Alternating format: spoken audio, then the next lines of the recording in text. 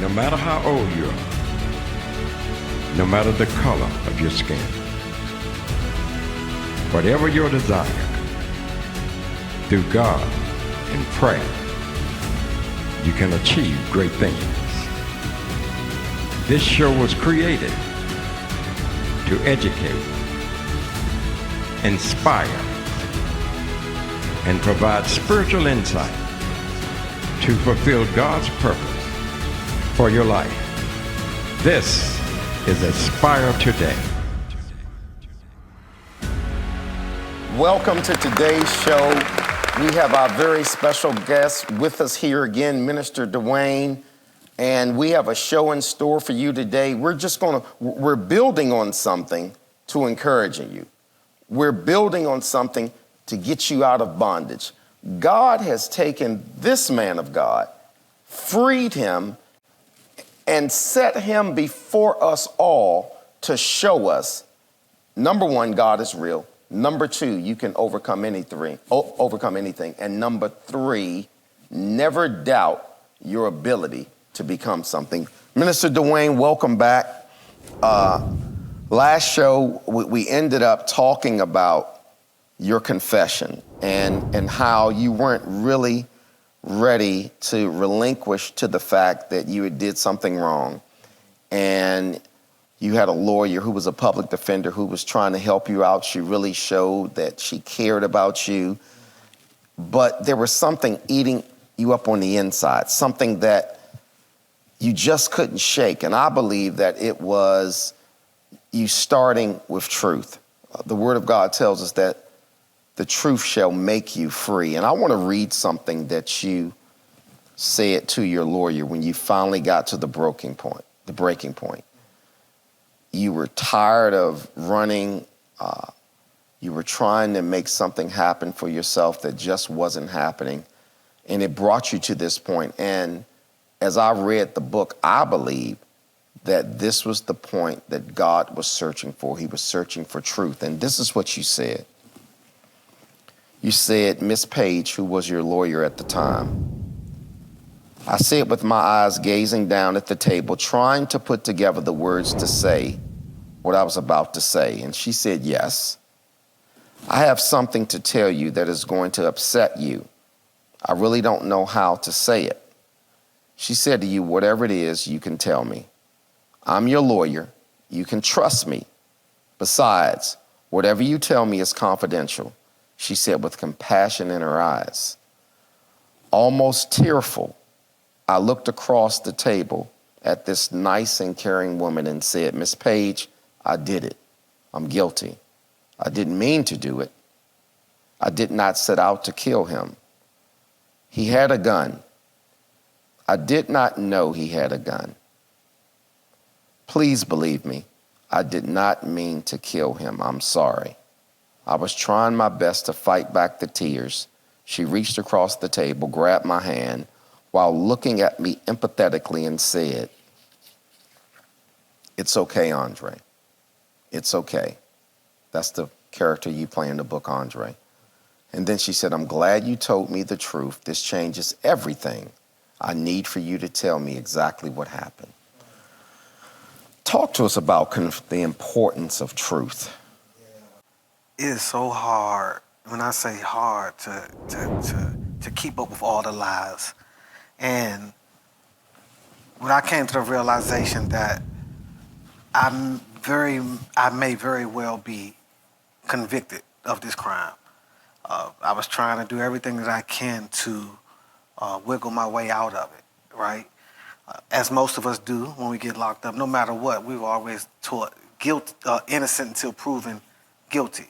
And this is my story, I'm sticking with it. Mm-hmm. And so in my conscience, I kept saying, okay, I'm gonna beat it. But at the same time, something else is telling me, no, you're not. Mm-hmm.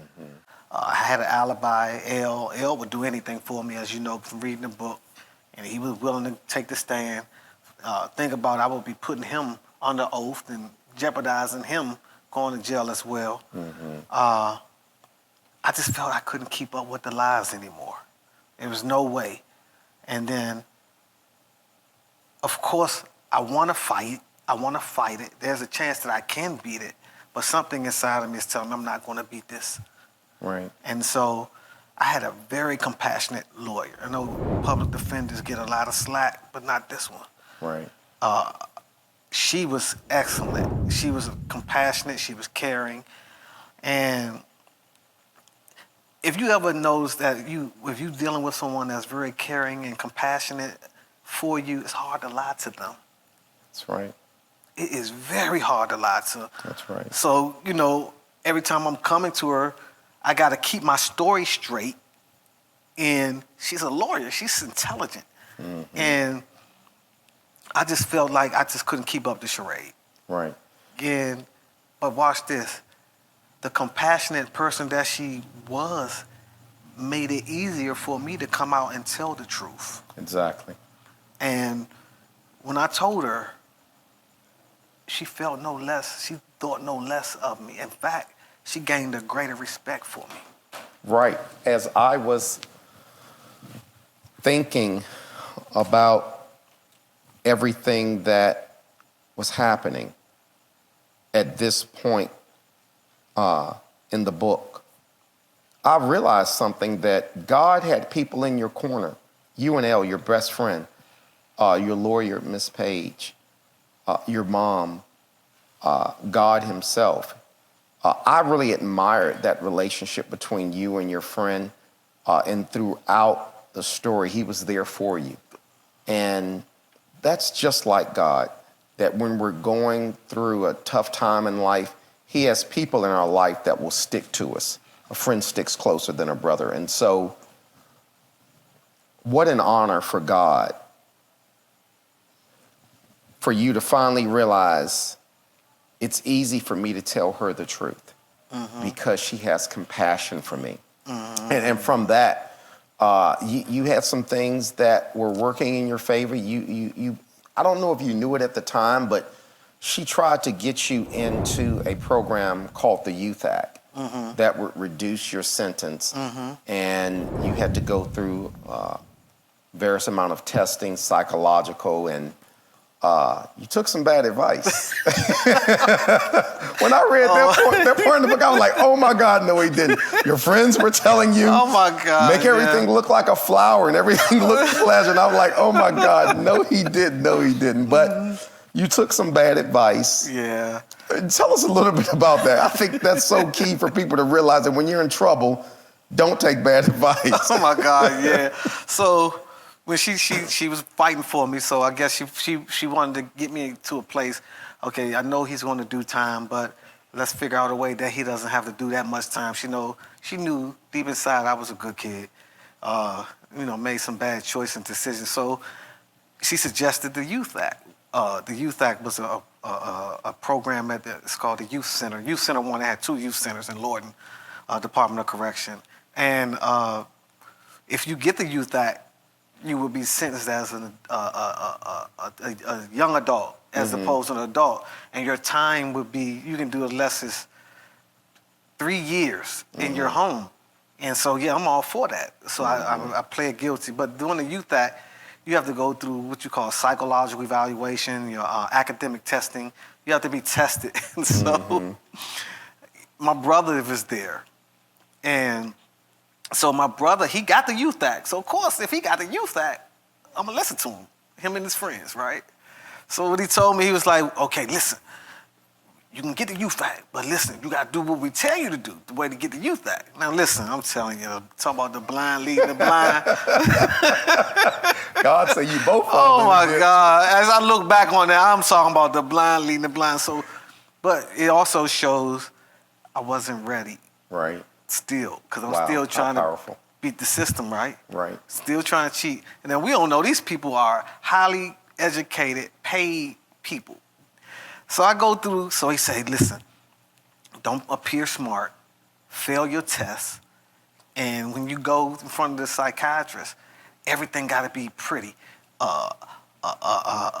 Everything got to be up to date, happy. You got to just project that. I was like, all right. He didn't use the word project because, but gotcha. I said, okay. So I go take the test. Lo and behold, I failed I just marked anything. on my paper. I wasn't even, it was whatever. I did that. And on my psychological evaluation, the psych, she asked me a series of questions. She would pull up these pictures. It may look like a bat, but I was like, it's a bird. And then she would say, it may look something like an ugly bush. I was like, it's a flower. Now, what happened? My lawyer gets a chance to see the report before the judge sees it. God's grace in action. So when she see it, I get a visit. She hot. And I mean, you're not this. You don't read at a 4th grade level. You're not stupid. I know better than this. You're not dumb. I know better than this. What is this? And I told her what happened. She's like, oh my God, who told you? She was hot. When I said I've never seen her that upset, right. She was upset. And so she was like, okay, this is what I'm gonna do. I'm gonna postpone your hearing. I'm gonna postpone it. I'm gonna ask the judge, I need another evaluation, because from that evaluation, the first psychiatrist, I guess she was fed up, I get it. She only interviewed me twice. And it was because she know this guy, he's running games, he's playing games. They know, so the report that she came back with was that I had no remorse and I was unable to change. I'd like to interject something here. Your story sort of reminds me of, to a degree, the story of Joseph. Mm-hmm. How Joseph went through so many different things. He was sold into slavery by his brothers. He was put in prison. He was accused of rape. He didn't do anything, even though you did something wrong. But the thing about Joseph's story and your story is how God's grace tracked your progress. That's so good. And as I was reading, I was like, wow, you could see the grace of God, even though he's in trouble, even though he has to do time. You can see God is just after you, and he had a purpose for your life. And even when you didn't do right, he had people that still had compassion to look out for you and to operate on your behalf and had your best interests at heart. How did that make you feel? Oh, after looking back on that, Pastor Ron, that's so amazing. God had always protected me. In prison, out, even in the streets. You just I think about that. Even the Joseph story, I think about, if you read that story, it says God was with him. But have you ever in that story saw where God spoke to him? Share that with us. So God was with me. Right. But I didn't know God to that degree to where he spoke to me to where I can hear him. Right. You see what I'm saying? Come on, bro. But he was guiding me that whole time, and I had no idea until I look back and I see where I am now. Right. That God was from, one of my favorite scriptures is I could talk about is says it's in Psalms. God is a father to the fatherless. Yes. Oh, that's so good. I had no natural father. What does that do? So that means if you have no natural father, God is responsible for you. That's right. That's right. So he had no choice but to take care of me. Right. It's up to him to make sure that if you don't have a father, it's up to him to make sure that you succeed. Right. And he did. And he did. He made sure that you succeeded. In the book of Jeremiah, the word of God says, for I know the thoughts and plans that I have towards you, thought of peace and not of evil, to give you an expected end. Mm-hmm. You're expected in. And I was like, wow, God, from prison to ordained minister, two-time author, business owner, reuniting with your daughter, married, just a staple in our church. And I was so thankful at one point. Like I said earlier, I was literally crying in Starbucks because I was so thankful to just see how God moves in someone's life. I don't know if anyone out there has ever been incarcerated. If you know someone that's incarcerated, they're finding it hard to get back on their feet. get them this book, From Prison to Pulpit. Go to Dwayne's website, www.dwayneproctor.com. Welcome back. We're still here with Minister Dwayne Proctor talking about From Prison to Pulpit. And Minister Dwayne, we finished up our last segment talking about not only your confession, but what brought you to the point of beginning to think about certain things. And you went through these psychological evaluations to try to get into a program entitled the Youth Act to get less time. And one thing I felt that was very important to point out to our listening audience was this. You went through these evaluations, you took some bad advice, God gave you grace through your lawyer. She got you another evaluation so that you could tell the truth. And a lady by the name of Miss Limberg, she was the one who did your evaluation, and you were honest with her. And what really caught my attention is that you said the longer I sold drugs, the more it became a way of life. This way of life provided for me and my family, and I began to get the respect I did not get in school. The money, clothes, cars, and girls went to my head. I even had my own place. I was sucked in, and this life became who I was. And then Miss Limberg really began to respect you because you told the truth. And you said it was a way to provide for your family. Talk a little bit about the pressure that we put on ourselves as African-American men to provide. How did that make you feel when you were able to bring groceries into your house, even though you were getting the money through selling drugs? Just talk to us a little bit about that. It made me feel good. I'm being honest. At that time, it wasn't like I was doing something wrong. You couldn't tell me I was not doing anything wrong. Mm-hmm. Putting food on the table, buying clothes for my sisters and brothers. My older brother was locked up at the time, sending him money, paying bills. I actually became a man before it was time. Right. Wow. Actually, powerful. My mother, it became to the point where I actually would run the house. I remember one time she came to me and she thought she was pregnant. This is my mother, and I'm telling her, you're not going to have that baby. And I came from a place of, you can't take care of what we have now out of anger. Right. You know, she did the best that she can, so I never want to be disrespectful. But right. at that time, I was like, no, I'm doing this. Mm. I'm taking care of us. I'm out here paying the bills. And so it felt good. My family didn't have to struggle as much. El will tell you, my best friend, he remember one time, we talked about this often. There was one time I was out there, I had a wad of money, and all my brothers and sisters and everybody came. And for money, by the time I was finished, I had almost nothing in my hand. But it felt good that they could come to me, and if they needed shoes, wasn't nobody going to tease them, you know. So I took on that responsibility early. Right. And honestly, it became easy to me. It came easy, mm-hmm. But it still is a lot of pressure. Right. I think if we don't have a right upbringing, not saying my mom, I'm saying like role models. That's what I mean to say. If we don't have right role models, a right environment. Right. I talk about this in my book about having a mentor. I had a mentor before. Mm-hmm. He was a big brother. It was a big brother program I was in. Mm-hmm. And man, I loved this guy. I was almost out the game. I was this close.